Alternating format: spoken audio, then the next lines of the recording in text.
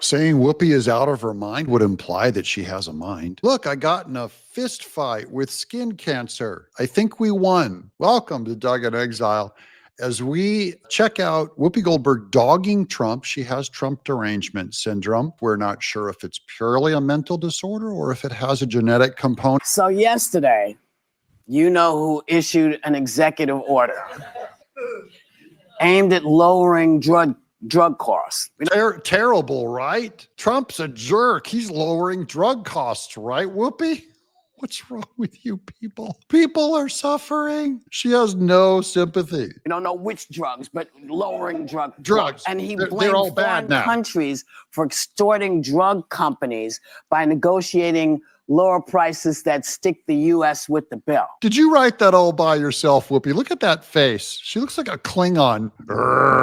You boys get off my lawn. She's all doing these economic theories using Boolean logic. Using the Bezier curve, we found that Trump's economic policy has been choking out big pharmaceuticals. And none of that made any sense. But here's who he said inspired him to take action.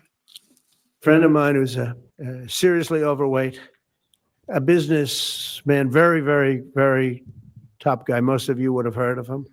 A highly neurotic, brilliant businessman, and he takes the fat shot drug. And he called a businessman, very, very, very top guy. Most of you would have heard of him. A highly neurotic, brilliant businessman. Look at RFK Jr. to his right, laughing.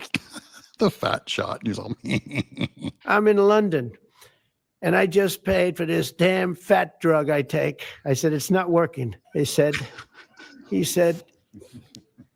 I just paid $88. And in New York, I pay $1,300. What the hell is going on? Again, he didn't specify which drugs he's going to target or which insurance programs would be impacted. Because you see, if you're going to lower the price of the drugs, you got to first fix the broken insurance company because it doesn't make any sense. Yeah, the audience is applauding. They don't understand either.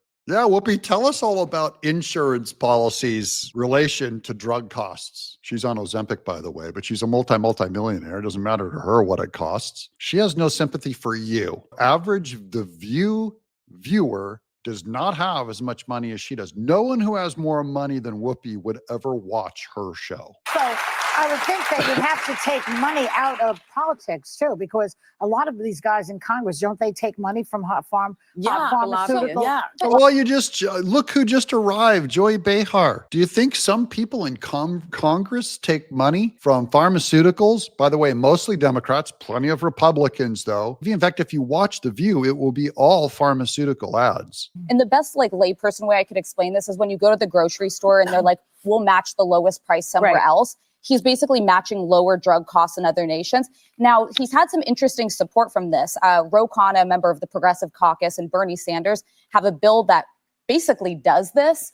The main part of— Thanks, Trump, for doing what their bill now proposes. Now that they're copying you on this and copying you on lower taxes, they're going to somehow copy you, and the Democrats will be against it at the same time. But they like it when Bernie Sanders does it. Bernie Sanders, by the way, who's taken a ton of money from pharmaceuticals. The main critique of it is it could help research and development. America's the hub of medical research and development. Well, we were until got in and cut all of this out. Well, and another thing is he is saying there's going to be enforcement action if they don't lower drug price, which that to me is price controls and veers into some socialism. I'm not comfortable. But here's the problem: when we talked about this, we've talked about lowering drug costs. We say people pay more tax in different countries, because it helps them with their costs. Now, when we suggested that, they said, oh, this is socialism. It's not socialism. Yeah. It's best for the country if everyone can afford their health care. That was an easy applaud line, too. If everyone can afford their health care. I wonder What president came up with the Affordable Care Act that jacked all of our health care through the roof? Remember, they promised it would be affordable health care, the Affordable Health Care Act. They called it that because it's a lie. It made things much more expensive. Because basically, when the government says we will guarantee doctors and medical insurance for every single person, all that happens is the medical community just raises their prices and goes, woohoo, free money. Same thing with free student loans. All the colleges do is they jack the prices of their colleges up by the same amount of money and go, woo, free money. It doesn't get to the consumer. The consumer pays more for their artificially jacked up college prices that are subsidized by the government. Now they pay for their overpriced medical stuff, subsidized by the government. It was just an executive order. That was I my mean, problem. this That's is just to illegal. distract from the fact that he's getting this $400 million plane from Qatar. Yeah. It's like, don't look at He's been working on reducing prescription drugs long before he got the free plane from Qatar, which is worth almost nothing compared to what we're talking about when it comes to prescription drug prices. Joy Behar. Thanks for writing another joke.